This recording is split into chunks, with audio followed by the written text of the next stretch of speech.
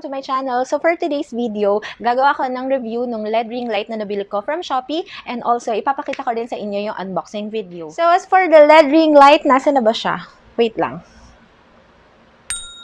It's here! So, nabili ko to sa Shopee last February 16. Sobrang bilis nung shipping niya. It only took like 2 days kasi dumating na agad siya nung February 18. For the unboxing video, eto na siya.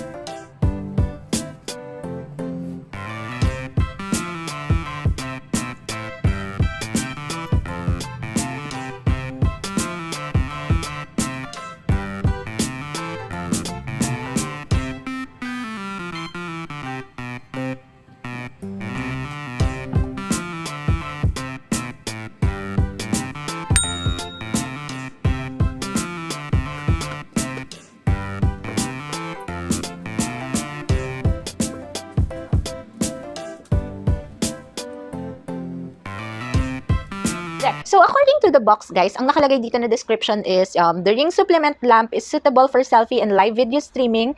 It has the function of fill light, beauty face, beauty eye, brightest skin.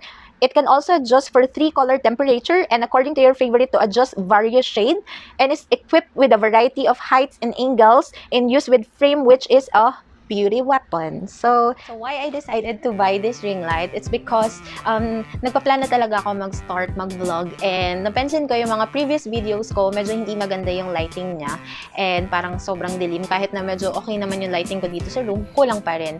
So I decided to buy this para na rin maganda yung video quality niya and para mas maging visible yung mga subjects. Like for example, I did the makeup routine ko, yung under 3 to 5 minutes. Tapos parang na-notice ko na hindi masyadong visible yung mga blush on and that. Hindi niya nakukuha yung mismong subject na dapat kong kinukunan. So that's the time nag-decide ako na bakit kaya hindi ako bumili ng ring light. So tinignan ko muna kung magkano yung presyo niya. Of course, saan pa ba tayo bibili kung di sa Shopee? So chinek ko sa Shopee kung magkano yung price ng mga ring light, and it's quite reasonable or it's quite cheap for this kind of product. And actually now I'm using it now. And paano kaya kung wala tayong LED ring light? Ano kaya yung magiging output ng video quality natin? So wait, guys, ito yung output or yung quality kapag walang LED ring light na gamit. Diba? Sobrang madilim, and then doon ang shadow, and yung light ko kasi nandun sa may taas. So tendency, ito magiging shadowy talaga yung area na to. Pero if we are using a ring light, ito yung magiging video output niya. Same as earlier. So there! Para ka lang kukunin ng langit, diba? So, diba, ganito kaganda yung video quality na mapoproduce kahit na cellphone lang yung gamit nyo. So, okay, saan ko ba nabiling shop sa Shopee itong LED ring light, and ano ba yung mga details na dapat yung malaman? Para, syempre, for those who want to buy then, yung sa kanila, pwede naman siyang pang personal use, pang vlog, pang makeup, or whatever. Alright? So, pwede rin siyang actually pang-replace dun sa vanity mirrors, diba? Kung wala kayong vanity mirrors na maraming mga bulb lights dyan sa gilid, pwede na tong gamitin. Nabili ko to sa Shopee last February 16 and then nag-arrive yung product ng February 18. Yung Shopee store na pinagbilan ko nito is kvfm.ph. So, eto siya. Okay? So, I bought this for only 336 pesos. Diba? Sobrang mura. And it's already 10 inches yung diameter. Tapos, meron siyang 3 modes. And then, napansin ko, meron siyang 8 levels ng pang-dim. So, ano ba yung 8 levels na pang-dim? I'll show you guys. Yung 8 level na sinasabi ko, guys, na pang-dim is ito. Yan. So, pwede nyong i-dim yung light. And then, ito yung pagbalik. Nasa controls niya. Yan. Okay? Tapos, ito guys, yung controls niya. So, it has 4 buttons. So, yung buttons niya is here is yung power on and off. And then, yung pang-dim, minus, ito. And then, we also have this one. Yung 3 modes ng light niya is ito. Ito yung white. We have the yellow. And then, we have off-white. Like this one. So, ito yung white. Ito yung yellow. Ito yung off-white. So, babalik ko lang siya sa original. Yan. Okay? So, yung remote niya, ayan, on and off, yung minus sign. Tapos yung pag-switch ng modes, yung tatlong color ng light. Tapos ito yung plus sign. So, overall, this ring light, maganda yung nagiging output ng video. And kitang-kita naman. So, itong ring light, guys, is very essential for those people who would like to do vlogging or yung mga makeup, yung mga nagme-makeup. And pwede din naman siya gamitin kahit wala lang. Gusto niya lang maliwanag sa room niyo. And also, hindi lang yung ring light yung binili ko sa store na yon, bumili din ako ng Gorilla Pod para maging mount nung ring light natin. So, yung Gorilla Pod, it only costs 80 to 90 pesos. So, papakita ko sa inyo guys kung ano yung itsura niya. Eto na. So, here is the LED ring light and Gorilla Pod. Meron siyang mount para dun sa cellphone if magvo-vlog kayo. So, minamount siya dito. Meron siyang slot dito para dun sa mount ng cellphone. So, diba, it's very easy to use. Pero guys, napansin ko lang when using Gorilla Pod, pagka nilagyan mo na siya ng cellphone mo, medyo bumibigat and bumabagsak siya. Kasi this leg is very flexible. So, pag nalagyan to ng weight or heavy na weight, na-deform siya. And it can cause yung pagbagsak ng LED ring light and pati yung phone nyo. So, I suggest if you're gonna use LED ring light together with your phone like this one, better to use very sturdy na tripods. Diba? Marami naman nabibili. Like, meron dyan yung mga Yunteng brands and it's also cheap. Okay?